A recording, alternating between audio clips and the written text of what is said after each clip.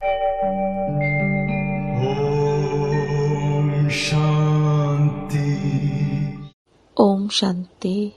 आज 8 जुलाई 2026 दिन बुधवार की साकार मुरली। आइए अब सुनते हैं मीठे मीठे बाप दादा के मधुर महावाक्यों को। मीठे बच्चे, इस सभा में बाहर मुखी बनकर नहीं बैठना है, बाप की याद में रहना है। मित्र संबंधी अथवा धंधे आदि को याद करने से वायुमंडल में विघ्न पड़ता है। प्रश्न, तुम बच्चों के रूहानी ड्रिल की विशेषता क्या है जिसे मनुष्य नहीं कर सकते? उत्तर, तुम्हारी रूहानी ड्रिल बुद्धि की है। उसकी विशेषता यही है जो तुम आशिक बन अपने माशूक को याद करते हो। इसका इशारा गीता में भी आया है, मन मना भव। परंतु मनुष्य अपने माशूक परमात्मा को जानते ही नहीं तो ड्रिल कैसे कर सकेंगे? वे तो एक दो को जिस्मानी ड्रिल सिखलाते हैं। ओम शांति। बच्चे भी समझते हैं, बाप भी समझते हैं कि बच्चे अर्थात योग कराने वाले यहाँ क्या कर रहे हैं। याद की यात्रा की ड्रिल करा रहे हैं। मुख से कुछ भी कहने का नहीं है। किसकी याद है? परम पिता परमात्मा शिव बाबा की। उनकी याद में रहने से हमारे जो भी विकर्म हैं वह भस्म हो जाएंगे और विकर्माजीत बन जाएंगे। जितना जो याद की ड्रिल में रहेंगे, यह आत्मा की ड्रिल है, शरीर की नहीं। भारत में जो भी ड्रिल सिखाते हैं वह सब है जिस्मानी। यह है रूहानी ड्रिल। इस रूहानी ड्रिल को तुम बच्चों के सिवाय कोई जानते ही नहीं। रूहानी ड्रिल का इशारा गीता में है जरूर।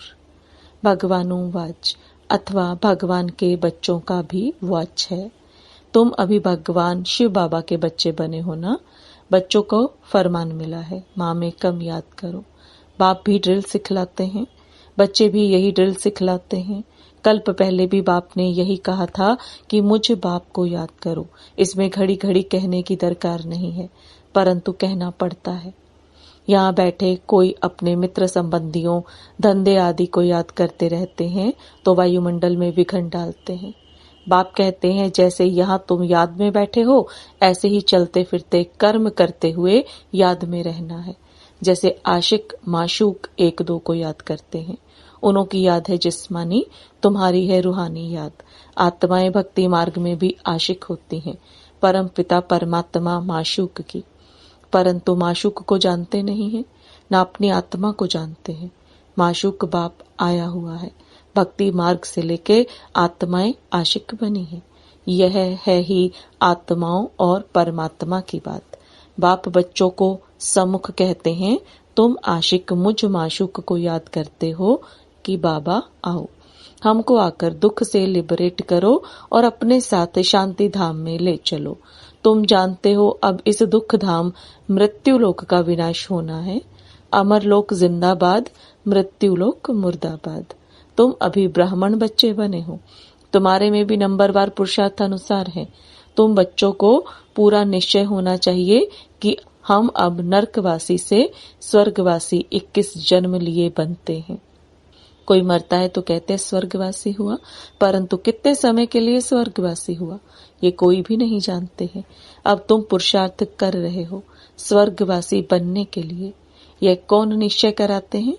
वह है गीता का भगवान, परंतु वह तो एक ही निराकार होता है। मनुष्य समझते हैं निराकार तो निराकार ही है, वह कैसे यहाँ आकर सिखाएंगे? बाप को न जानने के कारण ड्रामा अनुसार श्री कृष्ण का नाम भूल से डाल दिया है। श्री कृष्ण और शिव का संबंध इस समय नजदीक है। शिव जयंती होती है संगम पर, फिर कल होगी श्री कृष्ण जयंती। शिव जयंती है रात में, श्री कृष्ण जयंती है सवेरे, उसको प्रभात कहेंगे। जब शिवरात्रि पूरी होती है तब फिर श्री कृष्ण जयंती होती है। यह बातें बच्चे ही समझ सकते हैं। कायदा है यहाँ सभा में कोई बाहर मुखी न हो, बाप की याद में रहना है। मनुष्य पुकारते भी हैं, हे पतित पावन आओ आकर पावन बनाओ, परंतु ड्रामा अनुसार पत्थर बुद्धि कुछ भी समझते नहीं। अगर जानते होते तो बताते। उनको यह भी पता नहीं कि अभी कलयुग का अंत है, फिर जब बाप आते हैं तब आदि होती है। मनुष्य तो बिल्कुल घोर अंधियारे में है। लोग समझते हैं कलयुग में अजुन 40,000 वर्ष पड़े हैं। बेहद का बाप समझाते हैं, हद का बाप कब पतित पावन हो न सके। बापू नाम तो बहुतों के रख दिए हैं। बुजुर्ग को भी बापू अथवा पिताजी कहते हैं। यह रूहानी पिताश्री तो एक ही है जो पतित पावन ज्ञान का सागर है। बच्चों को पावन होने के लिए ज्ञान चाहिए। पानी में स्नान करने से कोई पावन थोड़े ही बनेंगे। तुम जानते हो शिव बाबा हमारे सामने इस तन में प्रत्यक्ष हैं। ब्रह्मा द्वारा ब्राह्मणों को राजयोग सिखा रहे हैं। वह तो कह देते हैं, भगवानुवाच अर्जुन प्रति ब्राह्मणों का नाम निशान नहीं है। गाया जाता है, ब्रह्मा द्वारा स्थापना, विष्णु द्वारा पालना। स्थापना तो ब्रह्मा द्वारा ही करेंगे, ना कि विष्णु द्वारा, ना शंकर द्वारा। तुम बच्चों को यह समझानी अब मिली है। बाप को यहाँ आना पड़ता है। वापिस तो कोई भी आत्मा जा नहीं सकती। जो भी आते हैं उनको सतो रजो तमो से पास करना ही है। श्री कृष्ण भी पूरे 84 जन्म लेते हैं और पूरे 5000 वर्ष पाठ बजाया। जब आत्मा पेट में है तो भी जन्म तो है। श्री कृष्ण की आत्मा जब सतयुग में आती है, गर्भ में प्रवेश किया, तब से लेकर 5000 वर्ष में 84 जन्मों का पाठ बजाना है। जैसे शिव जयंती मनाते हैं तो इसमें बैठा है ना। श्री कृष्ण की आत्मा भी गर्भ में आई, चुरपुर हुई, उस समय से लेकर 5000 वर्ष का हिसाब शुरू होता है। अगर कम जास्ती हो तो फिर 5000 वर्ष में कम हो जाए। यह बड़ी सूक्ष्म समझने की बातें हैं। बच्चे जानते हैं श्री कृष्ण की आत्मा फिर से यह ज्ञान ले रही है। फिर से श्री कृष्ण बनने के लिए तुम भी कंसपुरी से कृष्णपुरी में जाते हो। यह बातें बाप बैठ बच्चों को समझाते हैं। बाप कहते हैं, माया बड़ी दुष्टर है, अच्छे अच्छे महारथियों को भी हरा देती है। ज्ञान लेते लेते कहाँ ग्रहचारी बैठ जाती है। आश्चर्यवत हमारा बनंती कथंती अहो माया फिर भी भागंती हो जाते हैं। कमाई में ग्रहचारी बैठ जाती है। राहु का ग्रहण सबको लगा हुआ है। अभी तुम्हारे पर बृहस्पति की दशा बैठी है, फिर चलते चलते कोई पर राहु का ग्रहण बैठ जाता है। तब कहते हैं, महान कमबख्त, इस दुनिया में देखना हो तो यहाँ देखो। तुम्हारी आत्मा कहती है, हम बाप से सदा सुख का वर्षा ले रहे हैं। बाबा आपसे कल्प पहले भी यह वर्षा लिया था, फिर से अब बाप के पास आए हैं। बाप ने समझाया है, बाहर तुम्हारे सेंटर्स पर बहुत आएंगे समझने के लिए। यहाँ यह है इंद्र सभा। इंद्र शिव बाबा है ना, जो ज्ञान वर्षा बरसाते हैं। तो ऐसी सभा में पतित कोई आ नहीं सकता। सब्ज परी पुखराज परी जो ब्राह्मणियां पंडा बनाती हैं, उनको कहेंगे अपने साथ कोई भी विकार में जाने वाले को नहीं ला सकते हो, नहीं तो दोनों रिस्पॉन्सिबल हो जाते हैं। किसी विकारी को साथ ले आए तो उन पर बहुत दाग लग जाते हैं, फिर बहुत भारी सजा मिल जाती है। परियों के ऊपर बहुत रिस्पॉन्सिबिलिटी है। कहते हैं मान सरोवर पर स्नान करने से परी बन जाते हैं। वास्तव में यह है ज्ञान मान सरोवर। बाबा मनुष्य तन में आकर ज्ञान वर्षा बरसाते हैं। ज्ञान सागर है ना, तुम नदी भी हो, सरोवर भी हो। ज्ञान सागर इसमें बैठ बच्चों को लायक बनाते हैं स्वर्ग में जाने के लिए। स्वर्ग में है श्री लक्ष्मी नारायण का राज्य। यह है प्रवृत्ति मार्ग का एम ऑब्जेक्ट। कहते हैं हम दोनों ज्ञान चिता पर बैठ लक्ष्मी नारायण बनने वाले हैं। ऊंच पद पाना है ना। आधा कल्प आत्माएं तड़पती रहती हैं, बाबा आओ, आकर हमको राजयोग सिखलाए, पावन बनाओ। बाप इशारा देते हैं, भारतवासी जो देवी देवताओं को मानने वाले हैं, उन्होंने जरूर 84 जन्म भोगे हैं। जो देवी देवताओं के भगत हैं, कोशिश कर उनको समझाओ बाप कैसे आकर 3 धर्म स्थापन करते हैं। ब्राह्मण, सूर्यवंशी, चंद्रवंशी, तीनों धर्म बाप स्थापन करते हैं। आधा कल्प फिर और कोई धर्म स्थापन नहीं होता है। फिर आधा कल्प में कितने मठ पंथ आदि धर्म ढेर के ढेर स्थापन होते हैं। कहा आधा कल्प में एक धर्म सो भी संगम युग पर भविष्य के लिए राजधानी स्थापन करते हैं। वह सब पुरानी दुनिया में ही अपना धर्म स्थापन करते हैं।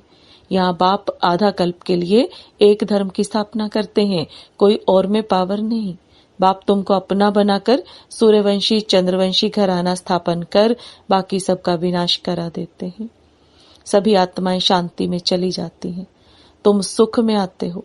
उस समय दुख कोई है नहीं जो गॉड को याद करें। यह ज्ञान भी तुम्हारी बुद्धि में है। तुम जानते हो बाप जो ज्ञान का सागर है वह नॉलेज दे रहे हैं। सागर तो एक ही है। तुम अपने को सागर नहीं कहलाएंगे, तुम उनके मददगार बनते हो, इसलिए तुम्हारा नाम है ज्ञान गंगाएं। बाकी वह है पानी की नदियां। बाप कहते हैं, मुझ सागर के तुम बच्चे काम चिता पर बैठ जल मरे हो, अर्थात पतित बन पड़े हो। अब फिर मुझे याद करने से ही तुम पावन बनेंगे। ये सृष्टि का चक्र 5000 वर्ष का है, यह भी किसी को पता नहीं है। सृष्टि का चक्र पूरे 4 भाग में है, 4 युग है ना। यह संगम युग है कल्याणकारी। कुंभ कहते हैं ना, कुंभ कहा जाता है मेले को। नदी आकर सागर में मिलती है, आत्मा आकर परमात्मा से मिलती है, इसको कुंभ कहते हैं। आत्मा और परमात्मा का मेला भी तुम देखते हो, तुम आपस में मिलते हो, सेमिनार करते हो, इसको कुंभ नहीं कहेंगे। सागर तो अपनी जगह पर बैठे हैं, इस तन में है ना, जहां इनका तन वहां ज्ञान का सागर है। बाकी तुम आपस में ज्ञान गंगाएं मिलती हो। नदियां छोटी बड़ी तो होती है ना, वहां स्नान करने जाते हैं, गंगा जमुना सरस्वती आदि तो है ही। देहली जमुना का कंठा है, स्वर्ग।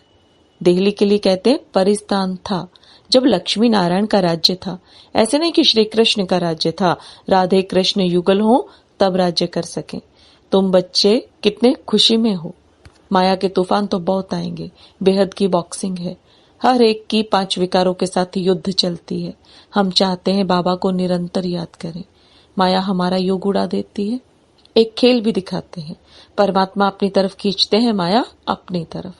ऐसा एक नाटक बनाया है। बाइस्कोप का फैशन अभी निकला है, तुमको ड्रामा अनुसार बाइस्कोप पर ही समझाना था।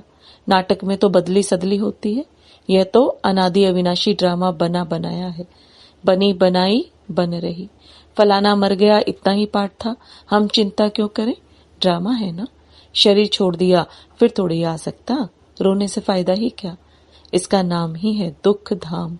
सतयुग में मोह जीत राजाएं होते हैं, इस पर कहानी भी है। सतयुग में मोह की बात होती नहीं, यहाँ तो मनुष्यों को कितना मोह है।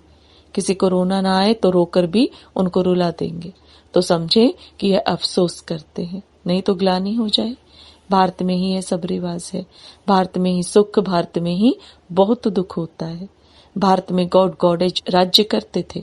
विदेशी लोग पुराने चित्र बड़ी खुशी से लेते हैं, पुरानी चीज का मान होता है। सबसे पुराना शिव तो यहाँ आया था ना, उनकी कितनी पूजा करते हैं। अब तो शिव बाबा आया है, तुम पूजा नहीं करेंगे, वह होकर गया है तो उनकी पूजा करते रहते हैं। अच्छा, मीठे मीठे सिकिलदे बच्चों प्रति माता पिता बाप दादा का याद प्यार और गुड मॉर्निंग। रूहानी बाप की रूहानी बच्चों को नमस्ते। रूहानी बच्चों की रूहानी बाप दादा को याद प्यार, गुड मॉर्निंग और नमस्ते। धारणा के लिए मुख्य सार, ड्रामा के ज्ञान को बुद्धि में रख निश्चिंत बनना है, किसी भी प्रकार की चिंता नहीं करनी है, क्योंकि जानते हैं बनी बनाई बन रही, निर्मोही बनना है।